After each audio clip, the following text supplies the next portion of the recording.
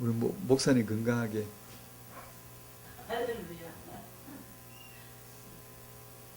건강해지셨어요. 감사합니다. 학원복음화 지난주 1과하고 오늘 2과인데 1과는 고린도전서 1장 한번 찾아서 읽어보시고 읽기라도 한번 해보시죠. 얼마나 귀한 말씀인데. 고린도전서 1장 말씀. 최고의 학자가 말한 능력과 지혜가 무엇인가? 고린도전서 1장 18절입니다. 같이 읽을까요? 시작. 십자가의 도가 멸망하는 자들에게는 미련한 것이요 구원을 받는 우리에게는 하나님의 능력이라. 아멘. 아멘. 하나님의 능력과 지혜는 예수 그리스도이신 줄로 믿습니다. 어째서 그렇죠? 구원을 받고 보니까. 만약에 제가 구원을 받지 않았다면 그리스도가 하나님의 능력이요 지혜라는 걸 도무지 알 수가 없죠. 지금도 조롱하고 살았을 거예요. 살지도 못했겠지만. 업신여기고 복음을 업신여기고 교회를 업신여기고 그랬을 거예요. 구원을 받고 보니까 그리스도가 하나님의 능력이라요. 하나님의 지혜구나. 얼마나 깊은 지혜인지. 창세전에 하나님이 혼자서 얼마나 기뻐 날뛰면서 내가 이 죄인을 구원해야지. 이 죄인을 내가 내 아들로 만들어줘야지. 이 죄인을 거룩하고 흠이 없게 만들어줘야지. 창세전에 그리스도 안에서 나를 택하시고 얼마나 기뻐하셨는지, 그 계획을 세우시면서 얼마나 기뻐하셨는지. 깊도다 하나님의 지혜와 지식의 부유함이요.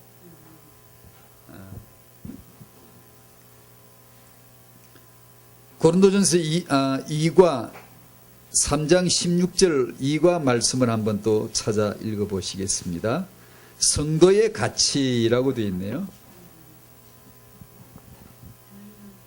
3장 16절 시작. 너희는 너희가 하나님의 성전인 것과 하나님의 성령이 너희 안에 계시는 것을 알지 못하느냐. 아멘. 아멘. 1장 18절에서 하나님의 능력과 지혜는 그리스도라고 했고 3장 16절에서 하나님의 능력과 지혜는 성령이 되신다는 것을 알 수가 있네요. 성도의 가치는 언제 알까요? 성령이 임할 때 알아요. 그러면 누구나 알아요. 성도는 가치가 있구나. 그리스도는 하나님의 능력과 지혜구나. 언제 알죠? 구원받는 사람은 다 알아요.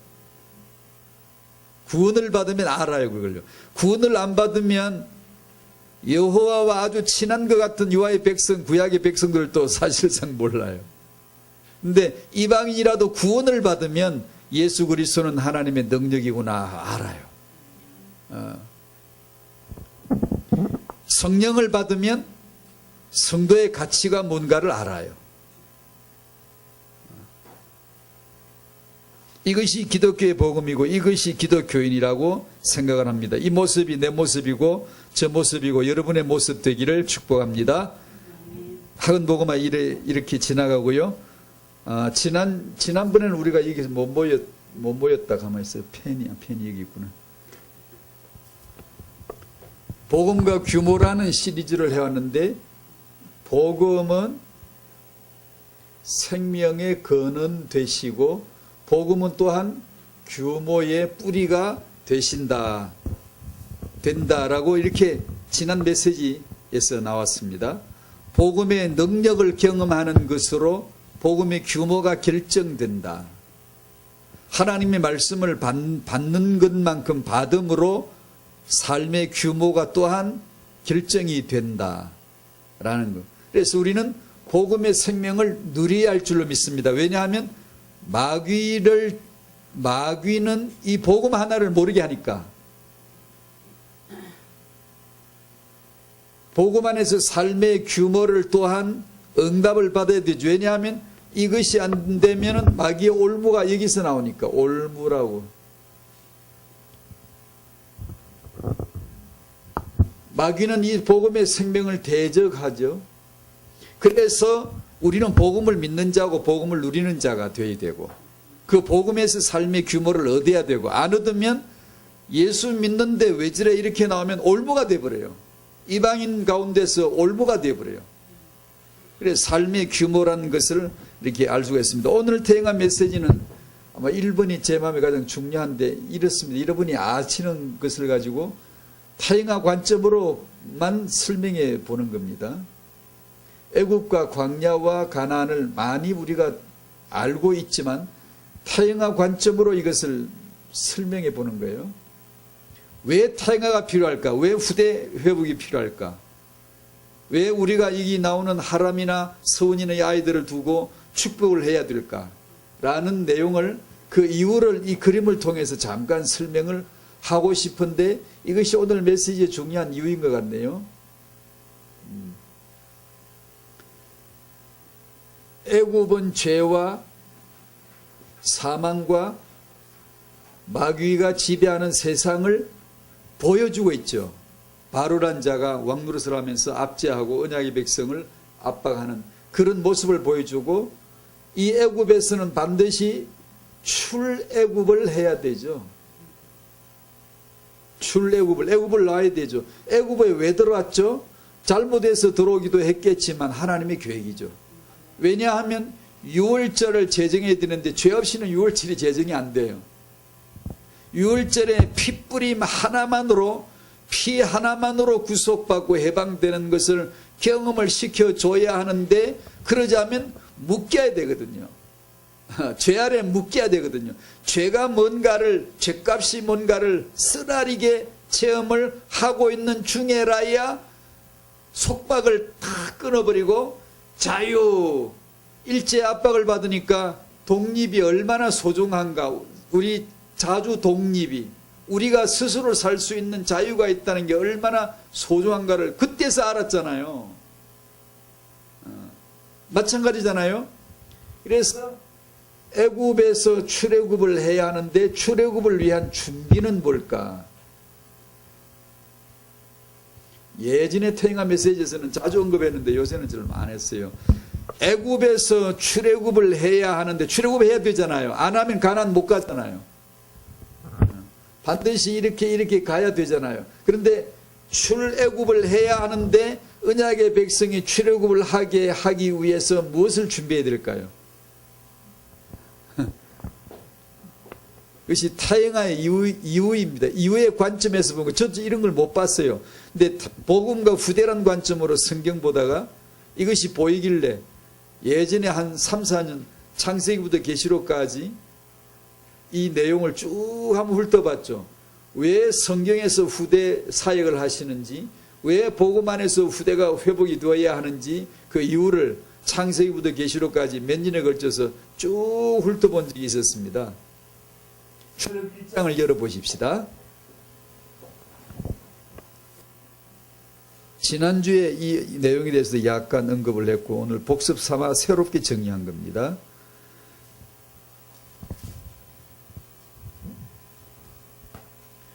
출애굽기 1장을 펴시고 1장 7절 같이 읽을까요? 시작. 이스라엘 자손은 생육하고 부르나 번성하고 매우 강하여 온 땅에 가득하게 되었더라. 아멘. 어떤 구절이 기억이 나죠? 하나님이 인간을 창조하시고 최초로 복을 주신 내용이 그대로 두부자루도 잘라서 옮겨다 그대로 딱 놓은 거죠. 창세기 1장 27절에 인간을 하나님의 형상대로 창조하시고 형상대로 지어진 인간은 이 복을 받았는데 복을 주셨는데 생육하고 번성하고 충만하고 정복하고 다스리게 될 하나님의 계획을 보여주신 거잖아요. 그것을 그대로 옮겨다가 중시조의 노아에게 그 복으로 그대로 선언했고 아브라함을 부르시고 그 씨 축복을 그대로 주시고요. 아브라함이 우선 애굽에서 종살이 할 적에 이들을 출애굽시켜야 되는데 이건 필연적인 하나님의 스케줄의 일정표가 나왔거든요. 언제 나왔죠? 창세전에 나왔어요. 창세전에 그리스도 안에서 우리를 택하시고 구속하실 것을 애굽에 있는 우리를 그리스도의 피로 택하사 그 피로 구속하사 우리를 해방시켜 주실 것을 이미 스케줄을 짜놨거든요. 그 스케줄대로 움직이시려고 필요한 땅도 만들고 하늘도 만들고 창세기 1장도 나오게 됐잖아요. 출애굽을 해야 하는데 필연적인 시간표인데 무엇을 준비해야 될까? 노예 살해하고 있는데 이들을 출애굽시킬 준비는 뭘까? 금방 답 나오는 건 군사력이겠죠. 싸워서 이겨야 되잖아요. 하다못해 우리가 일제와 맞서서 싸울 때, 독립운동할 때 총을 가지고 독립운동했잖아요. 싸웠잖아요. 싸우지 않고 독립운동이 안 되지 않습니까? 이스라엘 백성이 애굽에서 자유를 얻으려면 뭘 해야 될까요? 군사력, 무력, 무기, 뭐 전략 자산, 미국이 자랑하는 전략 자산, 뭐 이런 거 하나 있어야 되지 않겠어요? 하나님의 전략 자산이 요구입니다. 요구. 출애굽기 1장은 어떻게 나온지 아시죠? 창세기에서 요셉이 팔려서 애굽에 가고 보내어진 거죠. 팔렸지만 하나님이 보내는 거죠. 하나님의 보내시는 방법이 연극을 하신 것이죠. 하나님이 그런 시나리오를 써가지고 탁 제시해서 요셉을 그런 스타일로 애굽에 들어가도록 해주신 것이죠. 왜냐하면 예수를 흉내 내야 하니까. 예수를 흉내 내야 하니까. 그 예수를 흉내 내는 거에 인생의 의미가 전혀 없거든요. 그렇게 해서 애굽에 실세가 되고 요셉은 자기 가족, 가나안에 있는 자기 가족, 아버지 가족에게 초청장을 보냈고 초청장을 받아들고 가솔 거느리고 70여 명이 애굽으로 들어온 얘기 아시잖아요. 어디 거주해죠? 고센 땅에. 요셉의 실세의 그늘 아래에서 황족처럼 잘 먹고 잘 살고 잘 누리고 있었죠. 그 결과가 뭐죠? 출애굽 1장 7절이잖아요. 창세기 1장 28절에 축복을 위한 배경을 만들어 놓고 요셉의 말뚝을 딱 박아 놓고 창세기 1장 28절을 부어주시려고 하나님이 세력 권세를 딱 만들어 놓고 그 그늘 아래에서 언약 백성을 딱 모아 놓고는 생육하고 번성하고 강화해져서 온 땅에 가득하게 되게 만드시잖아요. 왜요? 출애굽 때가 왔거든요. 출애굽 시간표가 왔거든요. 그 다음에 출애굽을 위한 준비 중에 하나가 이제 1장 8절부터 22절까지 쫙 나오는 권해. 한마디로 말하면 아시듯이 학대잖아요. 학살입니다. 왜 그럴까요? 우리 이제 금방 알잖아요. 왜 하나님이 압제당하게 하셨을까? 왜 학살이란 시나리오가 나왔을까? 금방 이제 답 나와요. 이제 그 끊어주려고요. 해방시켜 주려고요. 나가 구원자야 라는 것을 단박에 계시해 주시기 위한 배경, 무대를 만드는 거잖아요. 우리는 여기 살 백성이 아니야. 우리는 언약의 땅으로 가야 되는 거야. 라는 것을 100년, 200년, 300년, 400년 살아면서 다 잊어버렸고 선지자도 없고 메시지도 없고 말씀도 안 보내고 아무것도 없는데 알겠어요? 아무것도 몰라요. 잃어버렸어요. 다요. 그런데 가난 가겠어요? 안 가지. 여기 좋은데 여기 살지. 왜 가요? 그래서 필연적으로 닥치는 게 압제였습니다. 학대에 받는 거예요. 학대받고 그래도 안 되니까 애굽에서 마지막 방법으로 죽이라고 2번 나오죠. 죽이라는 단어가 2번 나와요. 남자아이가 태어나면 죽이라 그랬잖아요. 그래 남자아이가 태어나면 죽을 수밖에 없는 그 100% 환경 가운데서 죽을 아이로 태어난 아들이 모세예요. 2장에 아들 하나를 탁 태어나게 하시잖아요. 나일강에 죽음의 나일강에 죽을 수밖에 없는 그 자리에 죽는 자리로 죽음의 아들이 하나 탁 던져지죠. 그거 다 예수 얘기하려고 하는 겁니다. 그게요. 예수는 진정한 모세입니다. 건짐을 받은 건질자이고 백성들을 자기 위해서 건질자예요. 이 세상에 죽음의 땅에 임하시는 아들 보내시는 내용을 하나씩 하나씩 보여주시는 거예요. 그게요. 자, 애굽에서 출애굽을 해야 하는 것은 필연적인데 준비가 뭐죠? 저는 그 예전에 상상도 못했어요. 어느 날 성경 보니까 이게 보이는 거예요. 그게 후대예요, 후대. 학대, 학살은 이 출애굽을 위한 배경을 까는 거예요. 피 뿌리려고 피를 문설주와 인방에 발라서 죽음이 넘어가게 했는데 죽음이 있어야 될 거 아니에요. 애굽에서 죽는 자리에 추락이 된단 말이에요. 그래서 그 죽음을 면하는, 죽음을 심판을 받지 않는 그 극적인 유월절 체험을 할 수밖에 없잖아요. 이래서 출애굽을 시켰습니다. 어디를 갔죠? 광야를 갔죠.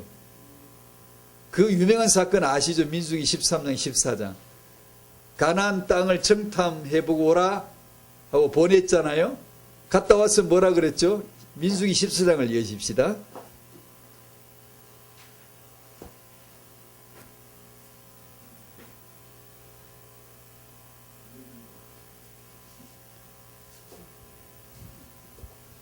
아시듯이 애굽에서는 신분이 노예 신분이잖아요.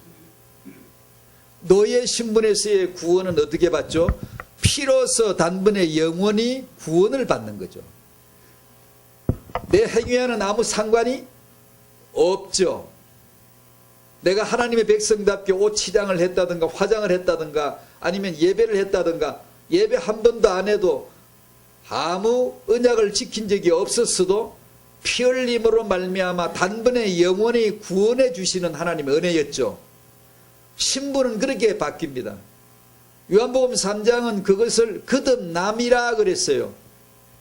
사람이 점점 변화돼서 자녀가 되는 게 아니라 어느 날 의왕하고 출생했는데 태어났는데 하나님의 자녀인 거예요.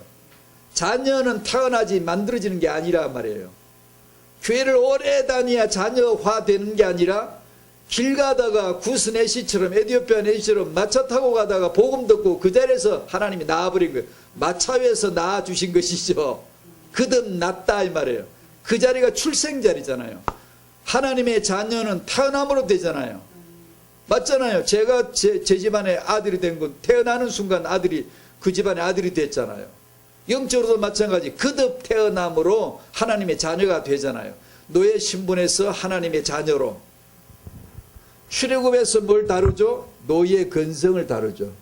노예 습관, 체질화된 것, 각인 뿌리 체질된 것. 왜 다루죠? 갈 곳이 가나안이니까. 멋진 곳인데 정복군이 돼야 되는데 애굽에서 노예 살이하고 나왔는데 근데 실력 갖춰 나온 건 아니잖아요. 모양새를 잘 갖췄다고 하나님 백성 삼아주신 건 아니잖아요. 유월절 피 덕분으로 그냥 해방되어져 나왔을 뿐인데 오합지졸 그냥 아무것도 군사훈련 받아본 적 없는데 가나안 땅을 정복할 리가 없잖아요. 그래서 여기서 다루실 주제는 이 근성을, 노예 근성을 하나님 자녀의 삶의 규모를 어떻게 바꿔줄 것이냐 라는 거죠. 그게 민수기 14장 29절입니다. 하나님의 방법이 어떻게 나타나는지 보세요. 충격적이에요. 이걸 그냥 예서로 보시면 안 돼요. 애굽에서 출애굽하게 하실 하나님의 준비가 뭘까?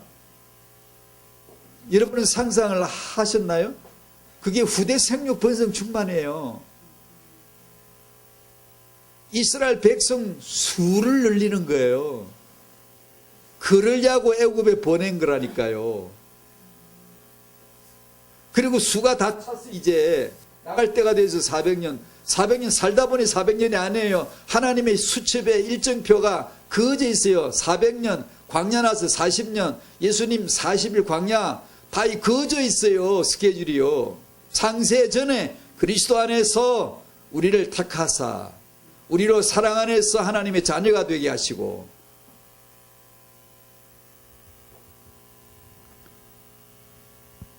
가나안 땅을 정탐시키고 돌아온 이들의 보고를 받으시고 하나님이 이 놀라운 충격적 선언을 해주시죠. 29절 시작. 너희 시체가 이 광야에 엎드러질 것이라. 너희 중에서 20세 이상으로서 계수된 자 곧 나를 원망한 자 전부가 30절 여분네 아들 갈렙과 눈의 아들 요수아 외에는 내가 명세하여 너희에게 살게 하리라 한 땅 결단코 들어가지 못하리라. 아멘.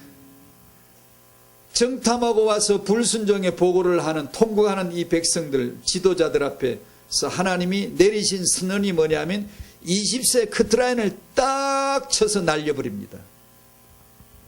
20세 이상 다 죽이겠다는 거예요. 시체를 광야에서 다 엎드러지게 할 것이고 여호수아 갈렙 둘 빼고 단 한 사람도 그 언약의 땅을 볼 수가 없을 것이다 라고 선언을 내립니다. 20살 끊었죠. 충격이지 않습니까? 언약의 백성을 애굽에서 엄청난 숫자를 불려놓고 그리고 6월절 피를 제정하시고 피 뿌리는 그날 밤에 싹 빠져나오게 만들어 6월절을 경험하게 홍해를 피의 바다를 건너게 하시잖아요. 레드시 붉은 바다를 건너게 하시잖아요.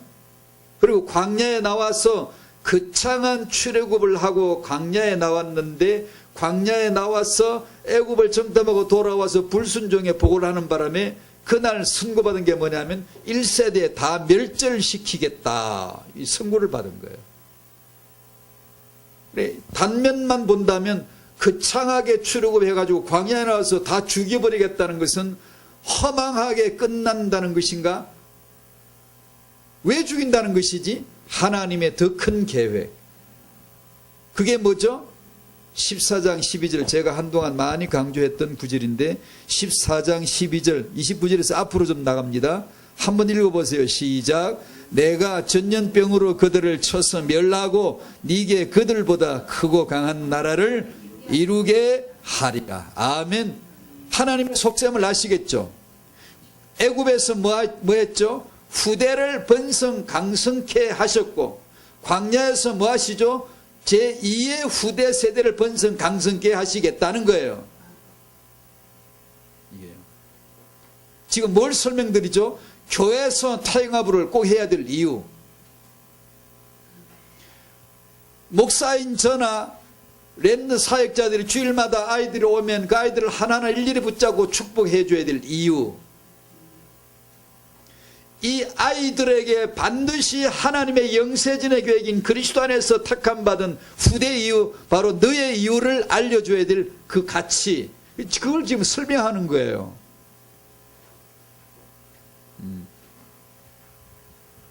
우리가 하고 싶다도 아니고 우리가 하면 좋겠다도 아니고 하나님이 사역하시는 전형적 그분의 스타일을 지금 제가 소개해 드리는 거예요. 하나님이 지금도 이렇게 후대 사역을 하실 것이다 라는 거죠. 광야에서 도저히 반복해서 설명합니다. 애굽에서 실행하실 하나님의 계획은 후대를 생육번성 충만케 하실 계획이었어요. 그래서 그런 땅, 그런 양식들을 그런 편한 자리에서 잘 살게 해주시고 다 수가 차갔어요. 근데 요셉을 죽어 데려가시고 요셉을 알지 못하는 다른 바로, 요셉을 알지 못한다는 뜻이 아닌 이 뜻은 원래도 요셉을 대적하는 반감을 가진 혁명 정권이 바뀌어져서 자연스럽게 정권이 이어져오면 요셉을 아버지처럼 높이는데 이스라엘 백성을 학대할 수가 없어요. 하나님의 섭리 가운데 정권이 뒤집어지죠. 요셉과 그 세력에 대해서 반감을 가지고 있는 정권이 들어서므로 그날 하루아침에 이스라엘은 노예로 되잖아요. 왜요? 해방을 경험시켜 주시려고. 애굽에서 하나님의 숨은 계획은 후대 번성이었고 광야에 데려다 내놓고 하나님의 계획은 새 후대, 새 RUTC, 새로운 미래 언약의 후대들을 광야 세대로 만드는 거예요. 그러자니 20세 이상은 다 죽이겠다는 것이죠. 물론 이유는 합당하죠. 너희 믿음이 없어, 불순종해, 불신앙하잖아.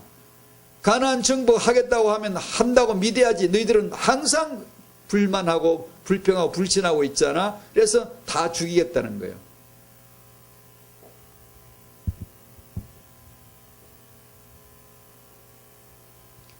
이게 돼야 가나안 정복이 되는 거니까.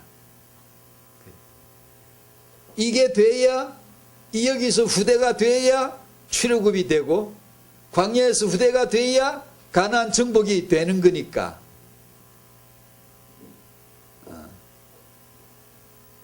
그러니까 광야를 데려는 광야가 이름이 광야인데 사실은 교회거든요. 광야는 특징이 아무것도 없는 낯이, 아무것도 없는데요. 못 살아요. 사람 살 곳이 아니에요. 아무것도 없어요. 이 말은 역설로 복음 딱지 하나를 딱 때려 붙여버리면 모든 것이 있는 곳이 돼요. 뭐가 있죠? 첫째, 애굽에 없는데 광야에 있는 거. 모세 목사님 계세요. 애굽에서 이스라엘 백성은 모세 목사님의 말씀 듣고 복을 받은 적이 없어요. 광야에 나오니까 뭐가 있죠? 모세 목사님이 계세요. 설교 말씀이 계세요. 강단의 말씀이 있어요. 교회 광고가 있어요. 광고를 잘못 듣는 사람은 신앙 인도를 못 받잖아요. 그렇죠? 그 교회 광고를 잘 들어야 그 교회 인도를 받잖아요. 축복 기도가 있죠. 중보 기도가 있죠.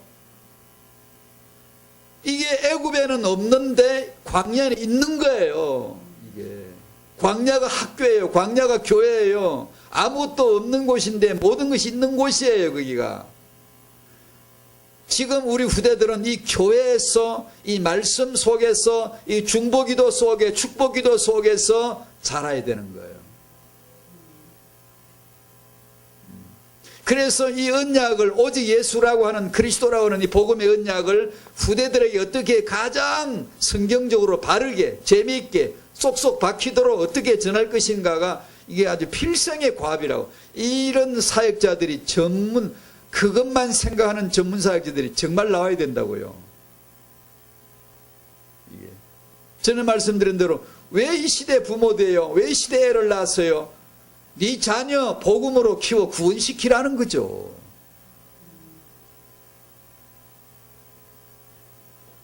세상은 구원받기에 좋은 곳이고 육아는 자녀를 구원받게 하기에 좋은 때가 지금 이 광야잖아요.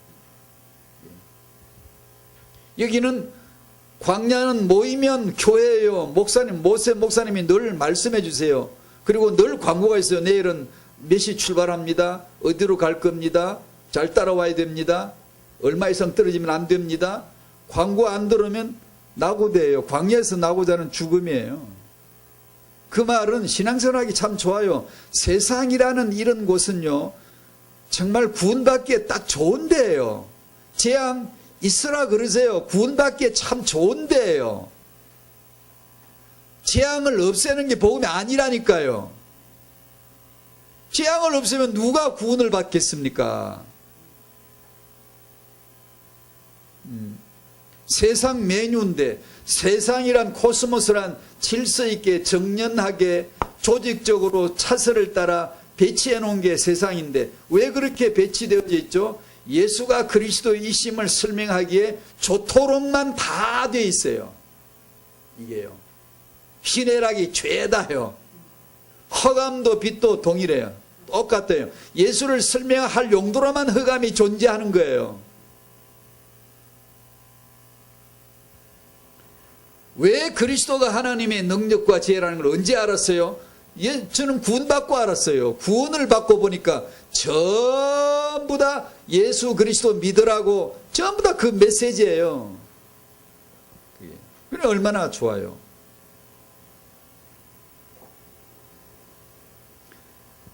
성도의 자녀 출산과 육아와 교육이 세상과 다르고 세상에 없는 것이 있는 것이, 우리에게는 있는 것이 뭔가, 이것을 잘 보여요.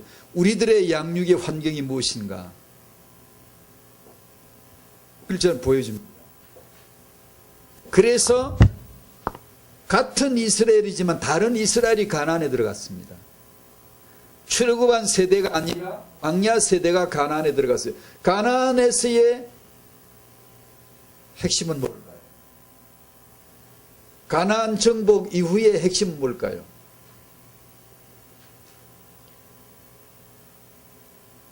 지금까지 해오던 것을 계속하는 겁니다. 후대 회복을 계속해야 되고 그래야 가나안 정복이 유지가 돼요. 즉 다시 말하면 사사기 신드롬이라는 사사기 사이클이라는 말은 후대 때에 가서 언약을 잃어버려요. 후대는 자기 선대의 언약을 놓쳐버려요. 그러니까 사사기 재앙이 닥치는 거예요. 그래서 못 살겠다고 살려달라고 회개하니까 하나님의 은혜로 구원을 베풀어 주시고 구원을 받고 잘 살게 되면 또 자기 잘나서 잘 사는 줄 알고 까불다가 또 얻어맞고 또 회개하고 이게 사사기잖아요. 네, 사사기에서 핵심 뭐죠? 후대 회복하던 것을 계속해야 되고 후대 축복하던 것을 계속해야 되고 언약을 전달하는 것을 계속해야 되는데 안 하거든요. 다른 복음으로 가버리죠.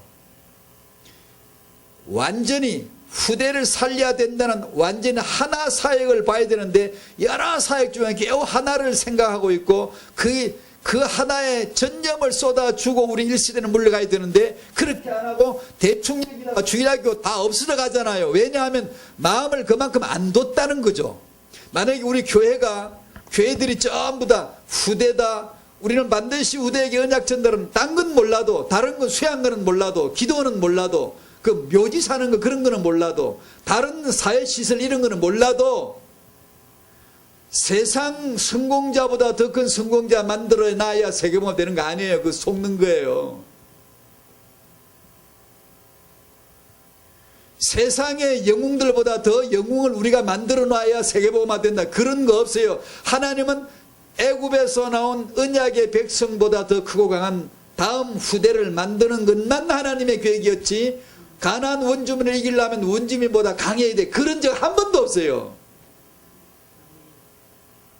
세상보다 공부를 더 잘해야 돼. 아니요, 그런 거 없어요. 못해도 잘해도 괜찮아요. 왜냐? 하나님이 하시니까요. 언약의 후대를 반드시 살려놓고 우리는 가야 된다는 이 일념이 우리 기독교 일념이 돼야 되는데 그게 안 된 거예요. 하긴 하는데 그냥 여러 개 중에 하나 정도로 대충 생각하는 거예요. 뭐 주일학 교사 아무나 세우고 그냥 적당히 떼어서 세우고요. 그건 후대 비전이 없다는 거죠. 여기는 완전 오직 예수만이 그리스도란 복음을 가장 사랑하고 가장 알아듣고 마음과 생각과 삶에서 증거가 있는 그런 사람이 있어요. 희한하게 똑같은 메시지를 받아와도요 그 메시지를 전달을 할 때 보면 어떤 사람은 전달이 되고 어떤 사람은 전달이 잘 안 돼요. 그 되는 사람이 있어요. 이 되는 사람은 안 되는 사람보다 참으로 좋은 사람인 것보다 그러지 말고요. 하나님의 부르시면은 그런 차별이 있는 게 아니에요. 그냥 하나님이 쓰시나 보다 그러면 되고 인정하면 되고 쓰이도록 해주면 되는 거거든요. 근데 그런 사람들이 나오도록 해줘야 되고 그런 사람들로 하여금 복음을 잘 알아듣도록 모르겠어. 그건 성령의 역사인 것 같아요. 뭐 재주가 특별한 것도 아닌 것 같은데 하여튼 복음 전달이 잘 되는 사람이 있더라고요. 아이들에게요. 그런 사람들로 하여금 다른 사람들은 빼야 돼. 빼.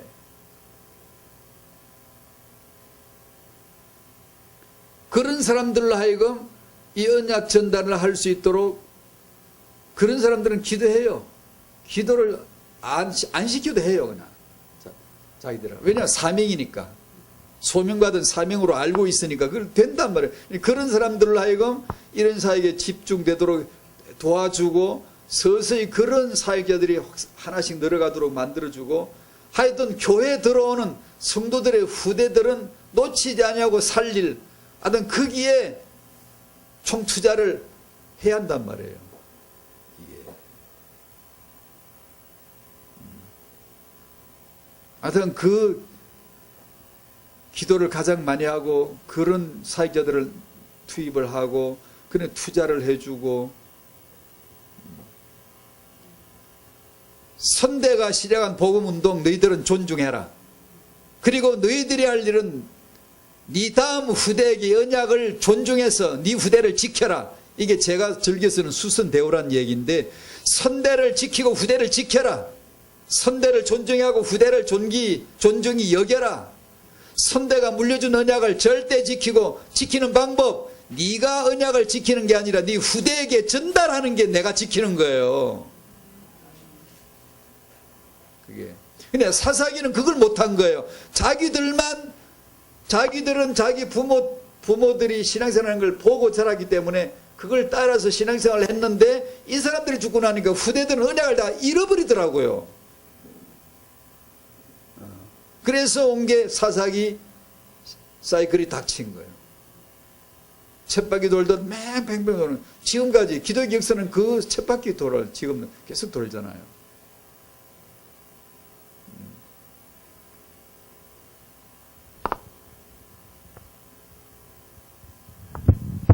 이게 1번이었고, 2번에 이제 1번 내용이 참 중요합니다. 이것이 후대 축복을 해야 될 우리의 이유가 되는 거니까. 타영아 부모는 와 있는 응답을 누릴 줄 알아야 한다. 복음으로 사단 문제 해결됐음을 알고 누릴 줄 알아야 된다. 원죄 문제 해결됐음을 알고 누릴 줄 알아야 된다. 사단 문제는 종교가 해결을 못하는 거죠. 안 되는 거죠. 종교는 종교지 복음이 아니죠. 종교는 문제를 해결하는 게 아니라 사단의 종이죠. 사단 문제를 해결할 수가 없고 해결할 마음이 없는데, 해결할 리가 없는데 한편인데, 그런 거는 말이 안 돼. 종교는 종교지 복음이 아니니까 사단 문제 해결은 오직 복음에만 있는 줄로 믿습니다. 다만 이것이 내 마음과 생각과 삶에서 경험으로, 언약으로 경험이 와닿아야 되거든요. 그걸 봐야 되거든요.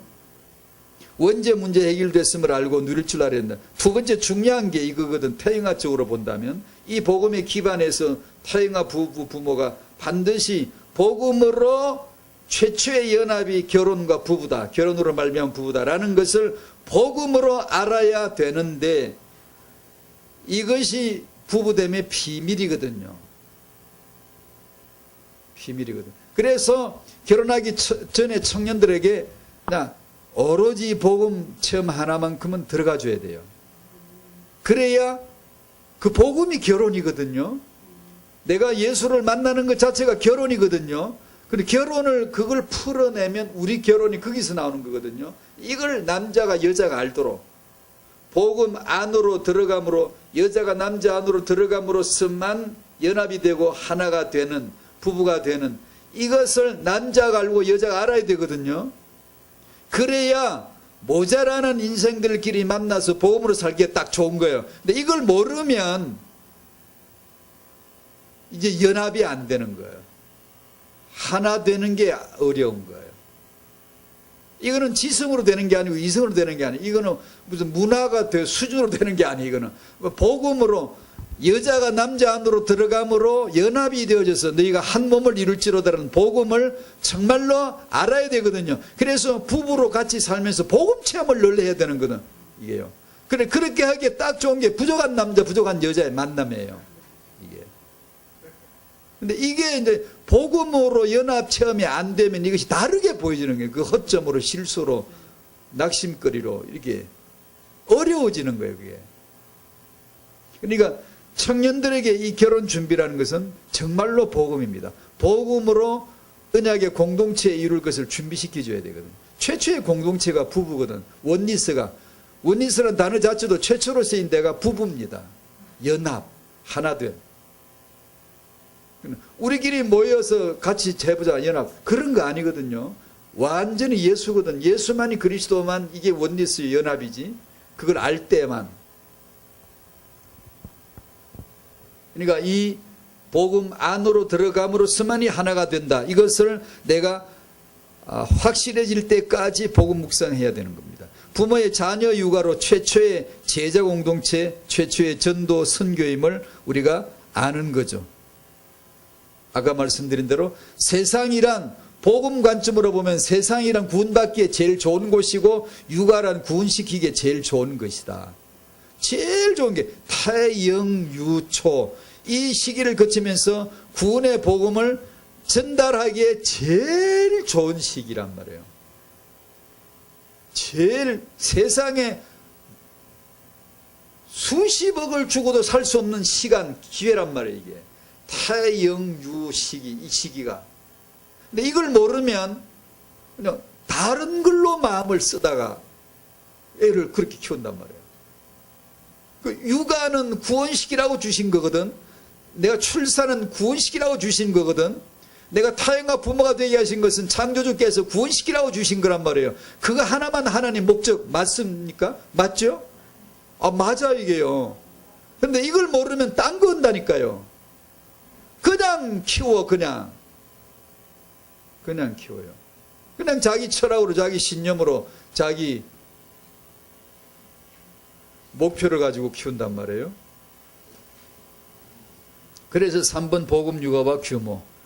복음의 생명을 단번에 영원히 주신 이 복음으로 생명을, 창세기 3장 운명에서 해방되는 복음, 삶의 규모, 평생에 가고 되들어가고, 창세기 3장 체질에서 개혁이 되어야 되는데, 이걸 위해서 주신 게 십자가, 복음, 그 다음에 말씀. 십자가의 복음과 말씀, 이것이 우리의 기반입니다. 근거요, 이념이요. 이념이라면 이념, 가치라면 가치. 조선의 교육 이념은 아시죠? 유교였잖아요. 유교의 핵심은 인의 예지신이라는 걸 알죠? 태조 이성계가 사대문에 그리고 보신각에다 새겨놓은 걸, 인의 예지신. 우리는 이걸 근간으로 해서 정치도 하고 백성들의 삶을 다스리겠다. 우리들의 교육의 이념, 생활의 가치는 유교다라는 걸 선언을 하는 것이죠. 미국의 교육의 근거는 청교도들에 의해서 확실한 성경에 근거한 교육 이념으로 출발한 건 틀림없습니다. 지금도 그 뿌리는 살아있고요. 하지만 현대 미국 교육의 근거는, 교육 이념의 근거는 존 두이의 실용주의적 철학을 근거로 한 완전히 철저히 인본주의, 철저하게 인본주의예요. 어떻게 하면 더 인본주의를 할까? 이것이 이들의 학문이에요. 그 기반에 지금 서 있죠. 지금 현대 한국의 교육 이념은 사실 유교도 아니고 불교도 아니고 그냥 방화하는 거예요. 그냥 세속에, 물론 크게 말하면 인본주의지만 그렇게 되어지고, 조선에 있어서는 가치가 부모, 자녀를 놓고 볼 때 부모 중심이었고, 그러니까 부부는 이혼을 할지라도 부모는 효도를 했어야 돼요. 부모에게 효도하기 위해서는 부부가 갈라질 수도 있었어요. 그러나 미국에는 부부 중심이었고, 부부를 기반으로 해서 그 다음 단계가 부모 관계였고, 자녀 관계였고, 한국의 가정교육과 양육과 학교교육의 원칙은 사실상 지금은 표류 중이라고 봐야 돼요. 왜 이 말을 하냐면, 우리들은 이 복음과 이 복음의 역사는 성령, 그리고 디모데후서 3장을 여시겠습니다. 성경 말씀, 이 말씀이, 이 복음이 우리 타영아 부모들의 양육에 분명한 교육적으로 용어로 쓴다면 이념이 되어야 되고, 사상이 되어야 되고, 가치가 되어야 된단 말이에요. 이것이 디모데후서 3장 15절부터 한번 읽어보시죠. 17절까지 시작. 또 어려서부터 성경을 알았나니 성경은 능히 너로 하여금 그리스도 예수 안에 있는 믿음으로 말미암아 구원에 이르는 지혜가 있게 하느니라. 모든 성경은 하나님의 감동으로 된 것으로 교훈과 책망과 바르게 함과 의로 교육하기에 유익하니 이는 하나님의 사람으로 온전하게 하며 모든 선한 일을 행할 능력을 갖추게 하려 함이라. 아멘. 아멘은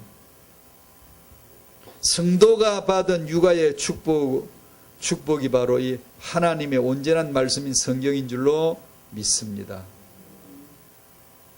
그래서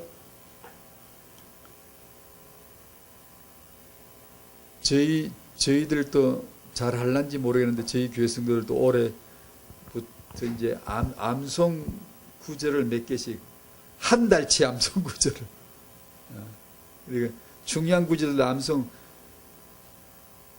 어떤 때는요, 책 한 권을, 책을 읽어야 돼요. 책을 읽어야 돼요. 사람들이 책을 잘 안 읽어요.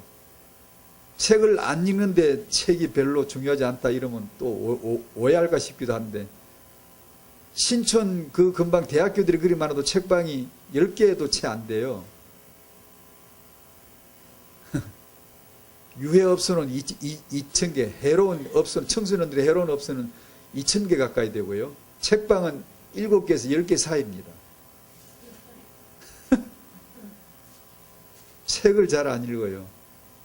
책을 읽어야 되는데, 제가 여기서 말씀드리고자 하는 것은, 어떤 때는 책 한 권을 읽는 것보다, 어떤 많은 생각을 하는 것보다 성경 한 구절, 제 얘기를 하면 안 되는데, 성경 한 구절을 읽는 것이 훨씬 더 위대한 순간일 수 있습니다. 그래서 성경 구절을 많이 읽고 많이 암송도 하고, 암송을 하려고 하는 게 아니라 많이 사랑함으로 묵상을 해야 됩니다. 이런 말씀들이 우리 안에서 녹아질 때까지, 이 말씀의 맛을 볼 때까지 성도들이 말씀을 사랑할 수 있다면 정말 놀라운 하나님의 능력과 지혜를 말씀에서 경험하게 될 줄로 믿습니다. 네, 그런 걸 정말 하고 싶더라고요. 성도들에게 정말 그걸 하고 싶다. 그래서 올해는 말씀 암송을 많이 하지 말고 조금씩 차근차근 해보자라고 이렇게 저희 교회에서도 얘기를 했습니다. 타영아 후대 축복의 이유, 애굽 광야 가난을 통해 좀 설명해 봤고요. 저희들에게 주신 축복, 양육과 교육을 위해서 주신 축복이 복음과 성경 말씀이다 라고 하는 것이 오늘 메시지의 근간인 것 같습니다. 마음속에 은혜가 되시기를 바랍니다. 기도하겠습니다. 하나님 감사합니다. 주신 복음 알게 하시고 주신 말씀을 누릴 수 있는 타영아 부부 부모들 다 되도록 축복하여 주시고, 자라나는 후대들에게 언약의 말씀이 전달되는 복을 허락해 주셔서 세계복음화를 향하신 출애굽의 후대, 출광야의 후대, 가나안 정복의 후대, 세계복음화의 후대들이 회복되게 하여 주시옵소서. 예수님의 이름으로 기도하옵나이다. 아멘.